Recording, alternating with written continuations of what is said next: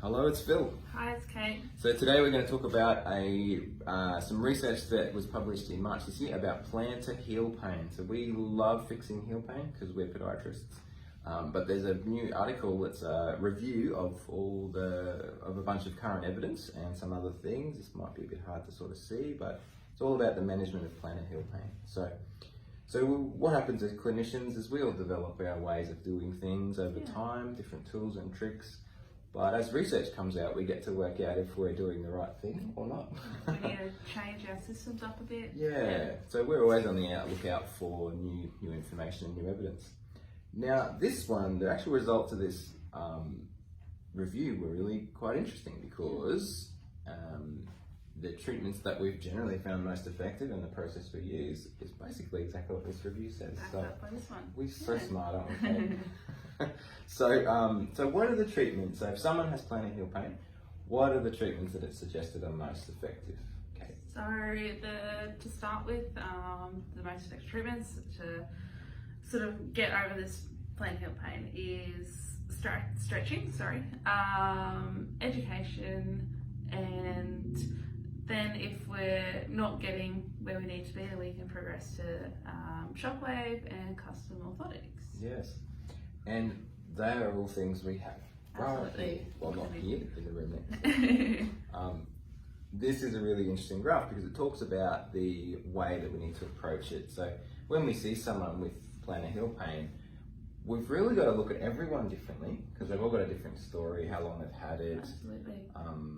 And to do really with the pathomechanics of why they've got it themselves, because every plantar heel pain case is a bit different. But the protocol that they've found really useful is starting with, as you said, Kate, just a core approach, which is strapping, stretching, and patient education. So this video might be more helpful for clinicians, really, and a lot of our musculoskeletal conditions will be looking at this biopsychosocial model and saying, well, you've got to consider the patient in more than just the pain, but the whole person. And that's an approach we really work on here. If you don't understand the person that it's connected to, and if the person doesn't understand their pain, you're not going to get the buy-in, and they are not going to understand what's caused it and how it can be addressed. So that's the core part, is the education and the strapping and the stretching. And if we don't get optimal results, then we move to phase 2, which the study's showing shockwave therapy, and that's often what we'll do. I'd say 2 to 3 months. If patients have that much pain, you'd use shockwave? Absolutely. Yeah, I find I would as well. Now, it's then saying give that about 6 weeks and then introduce the third phase, which is custom orthotic therapy. And if that fails, move on to other options like injection therapies. I don't know, we were just reading this before, Kate, and we're like, well, that's pretty much what we do. We've acquired these treatment options because the evidence individually for each of them is quite good. But it's just so great to see that now, as a treatment approach and a cohesive management plan, it's matching what the evidence is now saying. Absolutely. Now, there's some things that are quite absent from this, which is quite interesting, which is the loading exercises, which was sort of all the rage. Don't seem to really be that effective for plantar heel pain. So maybe more effective for things like plantar fasciopathy and Achilles tendinopathies, but not so much for that plantar heel pain. And I don't know, we can go really into depth if we wanted to, but you can sort of see that the treatments that have strong positive effects and good evidence. Here's an interesting one to comparing,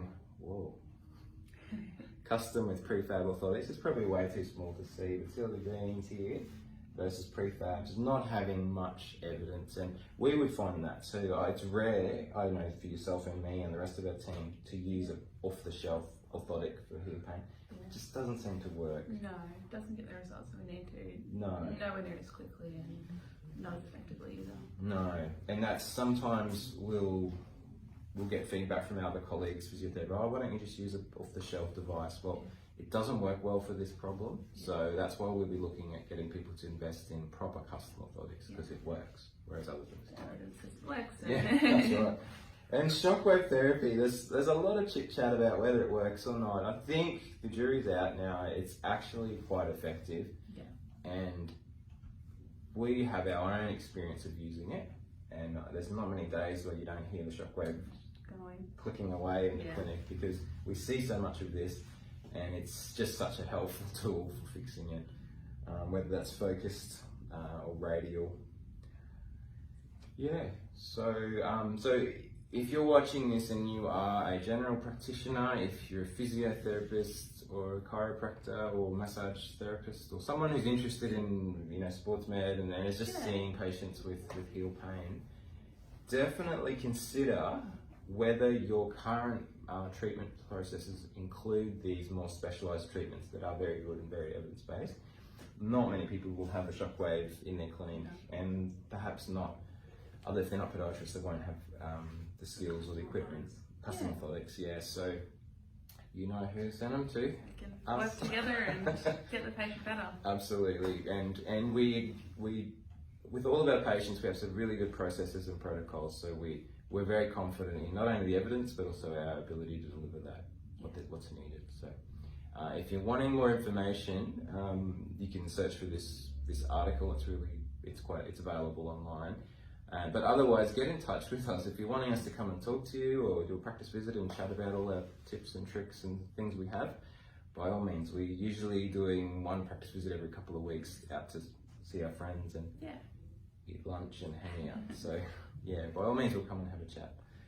But thanks for watching. We'll do this again another day. Bye. Bye.